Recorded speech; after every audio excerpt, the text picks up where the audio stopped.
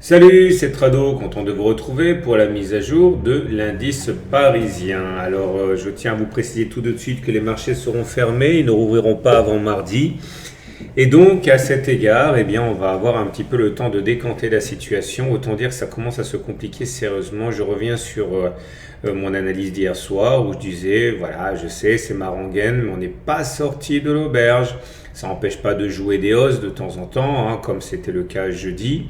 Mais il faut rester très prudent. Et je disais que enfin comme mercredi, hein, et que jeudi, j'allais tenter de saisir un signal baissier aux alentours de la Tenkan pour surfer sur la glissade du CAC 40. Alors quand on regarde le cours du CAC, bon, glissade, il y a eu malheureusement le signal optimal qui aurait été de choper le CAC aux alentours de la Tenkan, lui, eh bien, n'a pas eu lieu puisqu'on s'est enfoncé sans aucune résistance. On a ouvert avec un gap baissier. Regardez ici, hein, il n'y a pas de cotation entre les plus bas de la bougie du 23 et les plus hauts de la bougie d'aujourd'hui. Ça s'appelle un gap. Donc on a véritablement décroché sans crier gare. Et je vous rappelle qu'idéalement, moi je pensais qu'on avait un bon point d'entrée. Là, si on arrivait à aller chercher la M20, la M7, la Tenkan, l'oblique noir, ici ça aurait vraiment été optimal, un petit peu comme la séance de mercredi. Malheureusement, ce point optimal ne s'est pas présenté. Et donc du coup, la glissade a été assez apocalyptique, hein, puisqu'on abandonne plus de 2%. Et la raison est à chercher du côté des fondamentaux, d'abord, puisque le pétrole a décroché, ce qui forcément nuit à toutes les pétrolières. Et également, on s'inquiète, hein, des propos récents de la Fed qui annoncent qu'on risque d'avoir un tour de vis monétaire beaucoup plus rapide que prévu, beaucoup plus rapide que ce à quoi s'attendent les marchés financiers, tant l'économie américaine est vigoureuse. Et ça, forcément, les marchés n'ont que modérément apprécié. Et donc, du coup, on casse le nuage, ok. On casse également la Kijun. Et on est vraiment à un souffle maintenant de la Bollinger inférieure, hein, qui va être sollicitée sans doute dès mardi.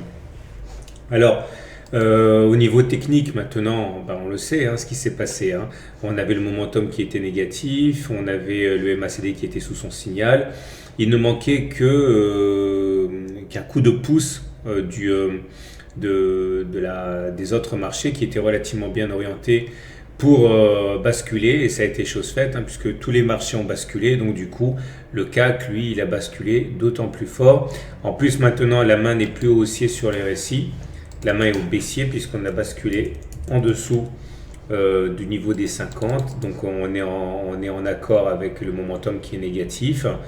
On avait une divergence ici, haussière cachée, pardon, sur les cours du stochastique, puisque on n'avait pas fait de plus bas sur les cours alors qu'on avait fait un plus bas sur RSI. Bon, maintenant, vous voyez, on a invalidé la divergence haussière cachée, on a un plus bas sur les cours, on a un plus bas sur le stochastique, et vous comprenez pourquoi je dis toujours, il ne faut jamais trader sur la seule fois de divergence. Ça, ce sont des alertes, mais ça peut toujours s'invalider. Donc voilà, pas de mystère, tout est dans le rouge. Alors, avant d'aller plus loin, regardons ce qui se passe au niveau des autres marchés. Alors, on en a parlé un petit peu déjà précédemment, mais regardez, le DAX, il est encore relativement confiant puisqu'on est au-dessus de la M20 et toujours à l'intérieur du biseau. Mais je vous rappelle que les biseaux ascendants, comme ça a été sur le CAC, eh bien, ça se cache généralement par le bas. Et donc, le DAX, statistiquement, devrait également casser par le bas. En plus, on a une étoile du soir. Regardez. Bougie verte, 1. Bougie 2, rouge. Bougie 3, rouge, avec les corps qui ne se chevauchent pas.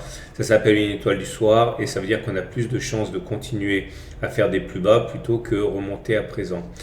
Maintenant, l'Eurostoxx également donne des signes d'affaiblissement profond, puisqu'on n'a pas d'étoile du soir, mais par contre les indicateurs techniques, c'est tous aux abris. Momentum négatif, MACD qui vient de croiser son signal à la baisse. La dernière fois que ça s'est produit, c'était là.